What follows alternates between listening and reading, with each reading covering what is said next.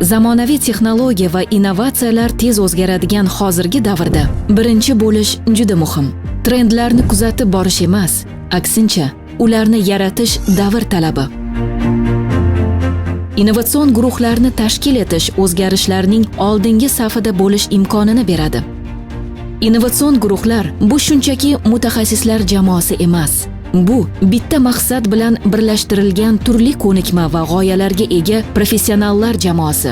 Ular mavjud muammolarni hal qilish uchun yangicha, noodatiy yechim izlaydi. O'zbekistonda kelajak bugundan boshlanadi. Qadimiy an'analar va jadal rivojlanayotgan iqtisodiyot uyg'unligida mamlakatimiz hamda jahon kelajagini o'zgartira oladigan innovatsiyalar yaratiladi. Innovatsion guruhlar qishloq xo'jaligida iqlim o'zgarishiga moslashish va uning salbiy oqibatlarini yumshatishga qaratilgan ilmiy amaliy yechimlarga ega innovatsion loyihalarni ishlab chiqadi va amaliyotga tatbiq etadi. Ushbu guruhlar tarkibiga fermerlar, tadqiqotchilar, agrobiznes vakillari, tadbirkorlar, maslahatchilar va boshqa mas'ul tashkilotlar vakillari kiradi. Ular turli muammo va kamchiliklarni jamoaviy o'rganish natijasida qishloq xo'jaligida innovatsion yechim va yondashuvlardan iborat loyihalar ishlab chiqadi va amalga oshiradi. Yevropa Ittifoqi tomonidan moliyalashtiriladigan Birlashgan Millatlar Tashkiloti taraqqiyot dasturining O'zbekiston Respublikasi Qishloq xo'jaligi vazirligi bilan hamkorlikdagi qishloq xo'jaligi va oziq-ovqat sektorining yashil iqtisodiyotga inklyuziv o'tishini qo'llab-quvvatlash va iqlimga yo'naltirilgan qishloq xo'jaligi bilimlari va innovatsion tizimini rivojlantirish EU Agreen loyihasi doirasida Toshkent, Farg'ona va Qashqadaryo viloyatlarida agro-innovatsiyalarni sinovdan o'tkazuvchi va joriy etuvchi 18 ta innovatsion guruhlar tashkil etildi. Shu tariqa O'zbekiston Yevropa innovatsion hamkorlik konsepsiyasini Yevropa Ittifoqi tashqarisida amaliyotga joriy etayotgan birinchi mamlakat sifatida namoyon bo'lmoqda.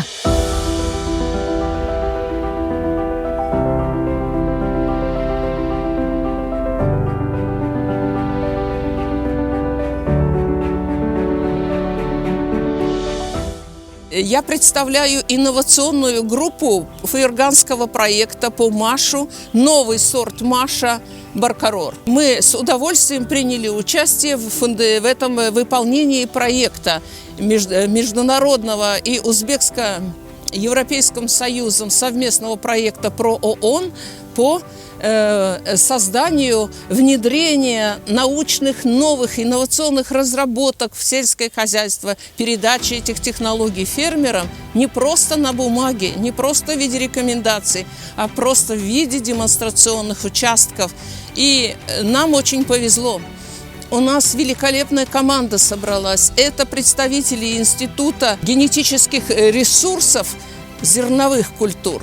Это представители местных организаций, зерновых организаций. Это прекрасный фермер, который работает в Донгаринском районе Ферганской области.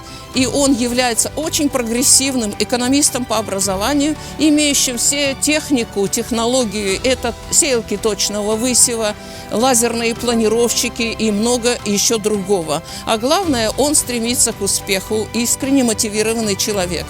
В этих условиях у нас был выбран участок 4 гектара. И на этих 4 гектарах была реализована идея объединения 3-4 инноваций. Первая инновация – это был, собственно, сорт Маша. Он обладает очень генетически благоприятными свойствами. У нас очень быстро растет население, поэтому мы понимаем, что новые высокоурожайные сорта любой культуры – это ценность на будущее.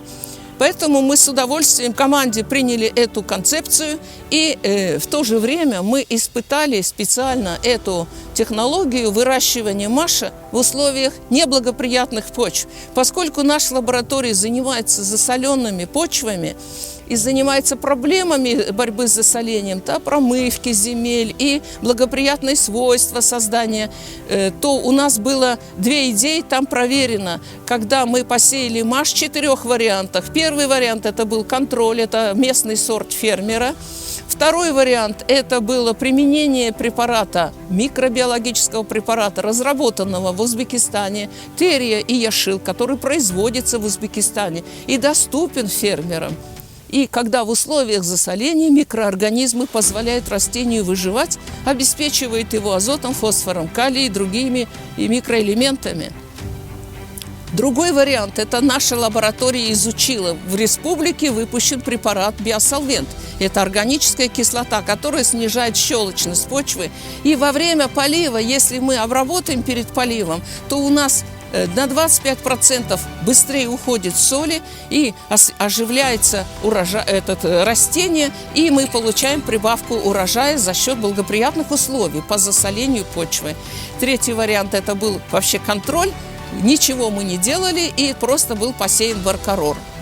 Надо сказать, что условия были, конечно, очень сложные тем, что была пестрота засоления и были пятна, выпады на поле. Но мы справились, команда работала над фенологическими исследованиями, делали мониторинг засоления. У нас были заложены точки на каждом варианте по 3 повторности, и мы контролировали засоление до, после и содержание в лабораторных условиях, определили содержание и солей, и содержание питательных элементов. Главным достижением этого проекта является то, что баркарор дал прибавку урожая. Он дал прибавку урожая до 2 тонн, а на препарате, где микробиологическом, он дал прибавку 20% прибавку. И таким образом такое сочетание научного коллектива, такое сочетание очень опытного и очень старательного фермера дало успех нашему проекту. Я считаю, что это очень удачный проект, но что у меня достаточно большой опыт, и я могу сказать, что какие усилия бы ни прилагала научно-инновационная команда, если фермер не работает, то ничего мы сделать не можем, потому что человеческий ресурс очень важен в нашей стране. Я желаю всем телезрителям успехов, всем нашим фермерам высоких урожаев. Irrigatsiya va suv xo'jaligi instituti bilan birgalikda o'simlik genetik resurslari ilmiy tadqiqot instituti bilan hamkorlikda innovatsion guruhimiz tashkil topgan. Bu innovatsion guruhimiz UAgreen loyihasi doirasida Farg'ona viloyatida don va dukkakli ekinlardan mosh ekini tanlab olingan. Bu yangi yaratilgan moshning barqaror navini fermer xo'jaliklariga yetishtirish va fermer xo'jaliklariga yuqori avlodli urug'liklarni yetishtirib berish uchun tashkil topgan. Loyiha doirasida bir qancha ilmiy ishlar va fermer xo'jaliklari uchun tavsiyalar olib borish uchun ishlar amalga oshirildi. Buning doirasida 2023-yilda Dang'ara tumanidagi Beskotton Fields fermer xo'jaligining 4 gektarlik maydonida tajriba sifatida moshning barqaror navi ekildi. Bu moshning barqaror navi ekilishi oldidan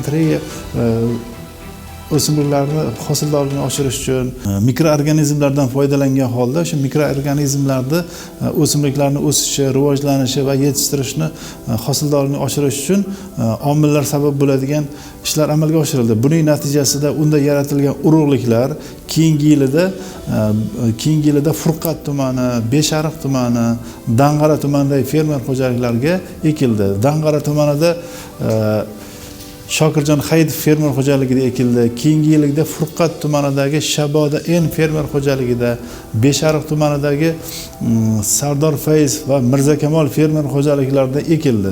Fermer xo'jaliklarida ekilgan bu moshning barqaror navi innovatsion guruhimiz faoliyatini ko'rsatib berdi. Buni ko'rsatib berishda asosiy masala shundayki, fermer xo'jaliklari bir maydondan bug'doy ekini ekilgandan so'ng, bug'doy ekini ekilgandan keyin bu mosh ekini ekildi. Bu demak, fermer xo'jaliklarida oddiy usulda ekiladigan moshning kech pisharligi, yotib qolishi fermer xo'jaliklari uchun noqulaylik tug'diradi.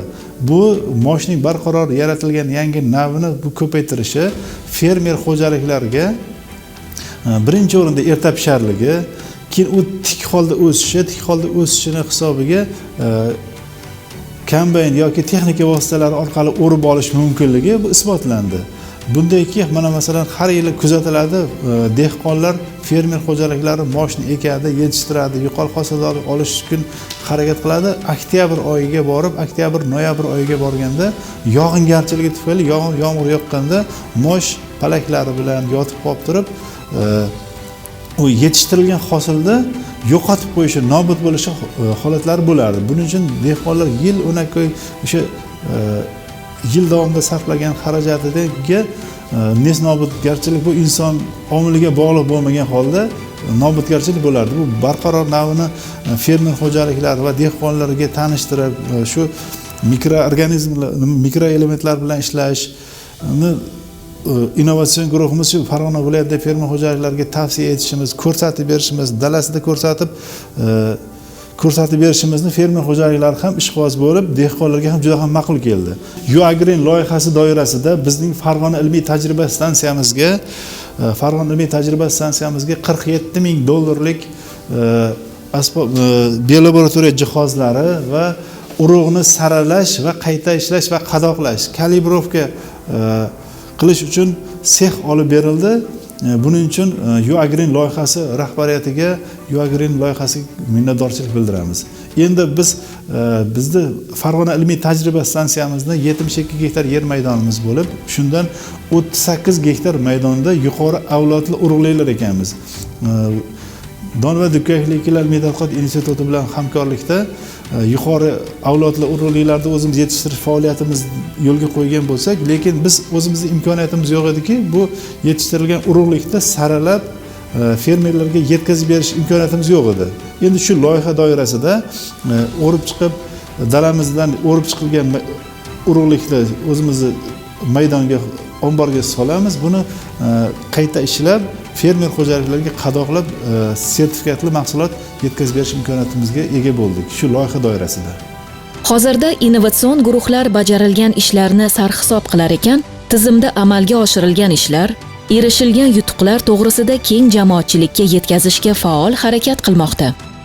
Innovatsion guruhlar tomonidan qishloq xo'jaligida zamonaviy texnologiyalar va usullarni qo'llash orqali erishilgan yutuqlar tizimida ilm-fan va tadqiqotlarni integratsiya qilish orqali ishlab chiqarish samaradorligi va barqarorligini oshirishga xizmat qiladi. Shubhasiz, innovatsiyalar iqlim o'zgarishi, global aholi sonining o'sishi, cheklangan tabiiy resurslar, oziq-ovqat va ekologik xavfsizlikni ta'minlash zarurati kabi global muammolarga yechim topishga xizmat qiladi.